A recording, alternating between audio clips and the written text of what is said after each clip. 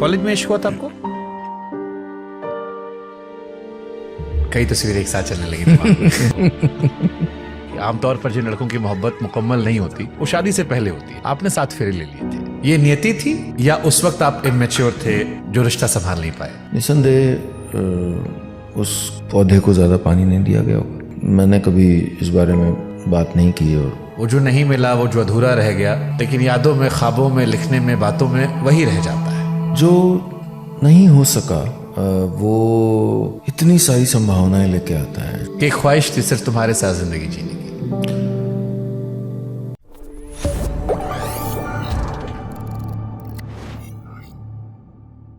IMC आप गए, सब सॉर्टेड था, कॉलेज अच्छा रहा होगा। कॉलेज में इश्क हुआ था आपको?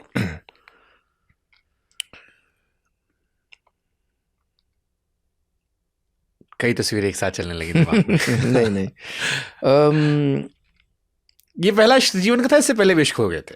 क्योंकि आपने कहा कि शुरू में आप लिखते थे, किसी को सोच के लिखा था।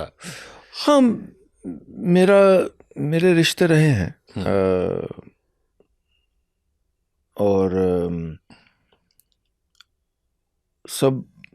सबसे कुछ मिला है।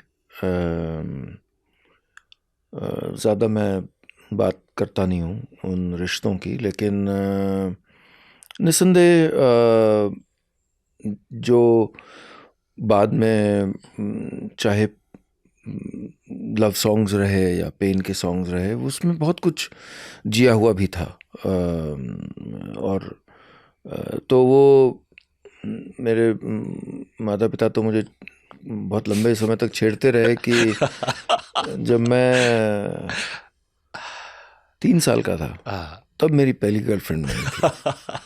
पड़ोस में कोई बच्ची होती थी तो मैं वहीं पहुंच जाता था और नॉक करके उसको पूछता रहता था, तो तब से मजाक बनता था। तो रहा, रिश्तों का सिलसिला रहा, सबकी कदर है। खूबसूरत। ये अधूरा इश्क रह क्यों आता है सर? मुकम्मल हुए इश्क पर उतनी चर्चाएं नहीं होती, न पूछने वालों को, न सुनाने वालों को। वो जो नहीं मिला, वो जो अधूरा रह गया, भले उसमें होता थोड़ी गंदगी भी हुई हो, थोड़ी नाराजगियां भी हों, शायद सब कुछ सही भी ना रहा हो, लेकिन यादों में, ख्वाबों में, लिखने में, बातों में वही रह जाता है। क्यों ऐसा होता है?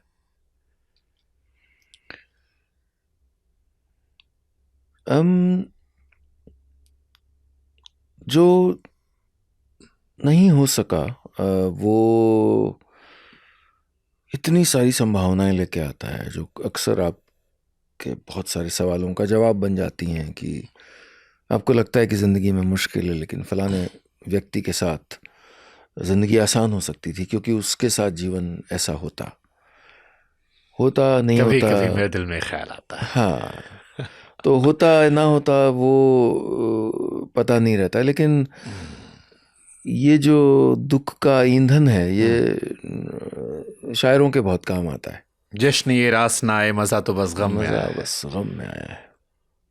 ये आपने इसको कितने सालों तक जिया, ये जो गम होता है? जैसे मुझे बीच में एक दौर आया था जहां मुझे लगता था कि ये गम मुझे अच्छा लगता है। इसका मतलब ये नहीं कि वो इंसान वापस चाहता हूं, हो सकता है वो इंसान वापस भी आता तो भी मुझे शायद अच्छा ना लगता। मैं उस जोन में चला गया था जहां पर मुझे ये अच्छा लगने लगा था कि जश्न ये रास ना आए, मजा तो बस गम में आया है। मुझे तन्हाई अच्छी लगती है, मुझे अपने अंदर जो ये अब एक भारीपन आया है, एक गहराई आई है, समझ आया है, ज़्यादा जज्बात में समझ रहा हूँ, ये मुझे अच्छा लग रहा है, मेरा नया वर्जन अच्छा लग रहा है। ये दर्द कुछ मीठा मीठा एहसास दे रहा है। ये रहा आपके साथ? ये होता है, ये मेरे साथ अभी भी होता है, अक्सर होता है। और मैं उससे डील करना भी जानता हूँ। मैं अवेयर हूँ कि अब मैं एक फेज़ में जा रहा हूँ जो जिसमें मैं अकेला होना चाहता हूँ या अकेला रहना चाहता हूँ। तो मेरे आसपास मेरा जो परिवार है, या ज़्यादा दोस्त तो है नहीं मेरे, लेकिन जो मेरा परिवार है वो भी जानता है कि इनसे कैसे डील करना है, तब कि लीव हिम अलोन। तो शायरों लेखकों के साथ हाँ, हम थोड़ा मिसफिट होते हैं हम लोग। हाँ, अच्छा, एक और बीमारी होती है शायरों और लेखकों की, जो कि आपने जिक्र किया, कि कोई कुछ कह रहा है, उसमें से कोई एक बात होती है जो आपको तकलीफ दे जाती है, और हो सकता है कि आप उसी बात को लेके बैठ जाएं, उसी एक कोई वाक्य हो, एक इमोशन हो, कुछ तो मैंने इस पे भी कोशिश की है कि मैं अपनी बेवकूफ़ियों को अपने आप को बताऊं कि नहीं, पूरी तस्वीर ये है। हमारे अक्सर रिश्ते इसीलिए ख़राब हो जाते हैं, आपसी रिश्ते, आजकल तो व्हाट्सएप पे रिश्ते होते हैं कि चूँकि हम कोई एक बात लेके बैठ जाते हैं। और नहीं, बट मेरा इसमें ऑब्जर्वेशन है कि मैंने बहुत सारे पॉडकास्ट बीच में किए, सफल व्यक्तियों की प्रेम कहानी अक्सर असफल होती है। जो ज़्यादा टैलेंटेड होते हैं, मीडियोकर वाले में शायद चल जाता है, जो ज़्यादा टैलेंटेड लोग होते हैं उनकी प्रेम कहानियां अक्सर असफल हो जाती हैं। बहुत सारे उदाहरण मेरे सामने ऐसे नज़रों में आते हैं, रेखा जी से लेकर साहिर से लेकर, जितने भी आप नज़र दौड़ा लीजिए, एक ज़िंदगी रही है बाद में किसी से खूबसूरत, लेकिन इतिहास से, किताबों में, लोगों की यादों में, उनको सुनने वालों में, उनकी ज़िंदगी जो है वो एक अधूरी रही है। ये क्यों होता है? नहीं, अधूरेपन को खूबसूरत भी तो हम ही शायरों ने बनाया है ना। हम ही ने तो उसकी ब्रांडिंग की है, अधूरेपन की, एक खला की, कि सफ़र ज़्यादा खूबसूरत है, मंजिल नहीं। मुझे लगता है ये जो इमोशंस हैं ना, एक पूरा ना होना, इसमें है एक जायका है इसमें, और वो उसको चखना हम जानते हैं और उसको चखाना भी जानते हैं। मैंने इसी पे एक लाइन लिखी थी कि जो तू नहीं तो चल तू ना ही सही, जो तू नहीं तो चल तू ना ही सही, वैसे भी शायद तेरी मौजूदगी मेरी ज़िंदगी से ज़्यादा मेरे किस्से, कहानियों, शायरियों में अच्छी लगती है। तो इसी पे मैंने कुछ सवाल लिखे, जैसे आपकी गाने की लाइन थी कि बताओ कौन बेस होगा, मैं जोगी बनूं या लुटेरा। तो कहते हैं कि इश्क में इंसान अक्सर सब कुछ लुटाकर फकीर हो जाता है। नीलेश मिश्रा ने अपनी जिंदगी में इश्क से क्या पाया, क्या खोया? मैंने रिश्तों की समझ पाई है, मैंने न्यूआंसेस, बारीकियां पाई हैं, मैंने सुख पाया है, और मुझे गम भी मिला है, और मेरे हिस्से का वो गम है। तो मुझे लगता है कि जैसी यात्रा रही, बढ़िया रही। चलिए इसी पे अगला सवाल करता हूँ मैं। इसमें एक लाइन है, हजारों ऐसे फासले थे जो तय करने चले थे। जिंदगी के इस मोड़ पर आकर उन फासलों के ना मिटने, ना पूरा होने का दुख है, या इस बात से खुश हैं कुछ रास्ते अधूरे रह गए, तभी तो शायद कहानी इतनी खूबसूरत है? हाँ, मतलब जिंदगी हमारी जो होती है ना, एक व्हाट इफ का सिलसिला होती है कि यूं होता तो क्या होता। हम सब की जिंदगियों में कि हम फलाने व्यक्ति के साथ होते, या फलाने नौकरी ले ली होती, या फलाने शहर चले गए होते, तो क्या होता, व्हाट इफ। और ये जो गुत्थियां हम साथ में लेकर चलते हैं, ये जो पहेलियां साथ में लेकर चलते हैं, यही सब तो हमें ह्यूमन बनाती हैं, वरना तो हम आर्टिफिशियल इंटेलिजेंस वाले बन जाते हैं। तो बिल्कुल मेरी ज़िंदगी में भी व्हाट इफ्स हैं बहुत से, कि यूँ होता तो क्या होता। लेकिन मेरा मन ये भी कहता है कि मैं आता यहीं पे, मैं पहुंचता यहीं पे, और मेरी यात्रा घूम के भी होती तो भी यहीं से आगे जाती। तो वो मुझ में आत्मसंतोष है कि मुझे ऐसी कोई रिग्रेट्स नहीं है, मुझ में ऐसी कोई नाराज़गी, तलखी नहीं है। इस गाने में आपकी फेवरेट लाइन कौन सी थी? मैंने दिल से कहा, मैं जिसको लिखकर कभी आप खुद रो पड़े, या कभी सुनकर आप वापस चले गए?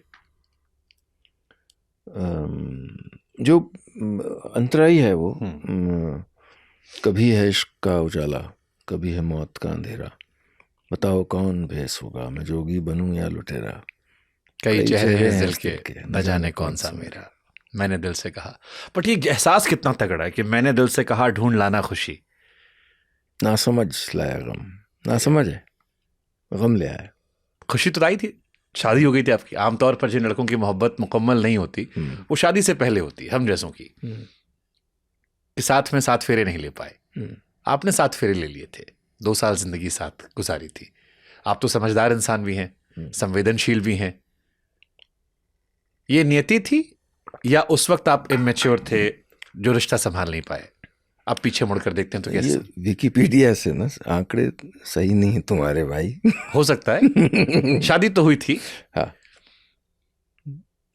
ठीक है, जो सफर सवाल था ये कि अच्छा था। जैसे पीछे मुड़कर हम देखते हैं, क्या लगता है नियति थी या हम कम संवेदनशील थे? जैसे मुझे लगता है मैं पहले समझदार कम था, अगर आज मैं होता पीछे जाकर तो शायद मैं चीजों को अलग तरीके से कर लेता, मैं संभाल लेता।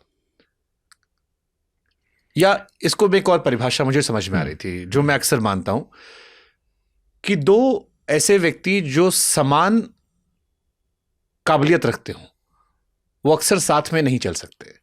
रिश्ते में एक इंसान थोड़ा आगे पीछे होता है, वो चल जाते हैं। जिसे कहते हैं ना, एक मयान में 2 तलवारें नहीं रहती। 2 पावरफुल लोग, जिन्हें हम पावरफुल कपल कहते हैं, खूबसूरत लोग, टैलेंटेड लोग, जिनसे दुनिया इंस्पायर हो रही है, अपने क्षेत्र के नामी गिनामी लोग, ये भी वजह होती है। देखिए आजकल के जो बदलते भारत के जो शहरी रिश्ते होते हैं ना, उसमें कब आप ड्रिफ्ट करने लगते हैं या आप में दूरियां आ जाती हैं, वो ठीक ठीक से उस पर उंगली नहीं रख सकते हैं। रिश्तों की ये कैफियत हो गई है कि वो ड्रिफ्ट एक हिस्सा है, उसको आप उस पौधे को अगर नहीं सींच पाते हैं तो वो मुरझा जाता है। तो निस्संदेह, मतलब मैंने कभी इस बारे में बात नहीं की और करना पसंद भी नहीं है, लेकिन निस्संदेह उस पौधे को ज़्यादा पानी नहीं दिया गया होगा। Okay.